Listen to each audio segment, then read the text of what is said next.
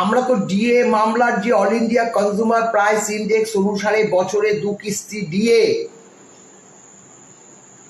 তার অর্ডার তো আমরা পেয়ে গেছি।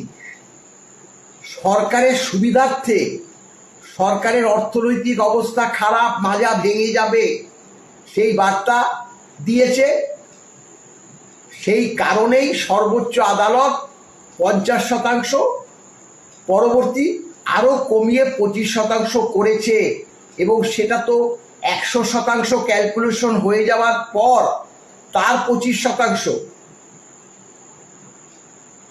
অর্থাৎ আমাদের অর্ডার কিন্তু all India consumer price index অনুসারে হয়ে গেছে। এবং অনেকে জিজ্ঞাসা করে যে আমরা তো বকেয়া ডিএতে পাবো, all India consumer price index অনুসারে বলছে। All India consumer price index অনুসারে বছরে তো 2 কিস্তি দিয়ে হয়।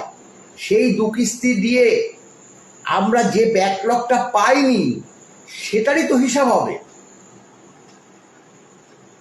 আমাদের তো মানে গ্যাজাখুরি দিয়ে 10 মাস, 20 মাস, 25 মাস, 40 মাস মেরে দিয়ে যে টানে না, ওই 125-এর যে টেনে যে তোমরাও বাবা 125 পেয়ে গেছো, সেন্ট্রাল গভর্নমেন্ট পেয়েছে, আদার স্টেট গভর্নমেন্ট পেয়েছে, তোমরাও পেয়ে বলে না যে আমরা 125 দিয়ে দিয়েছি।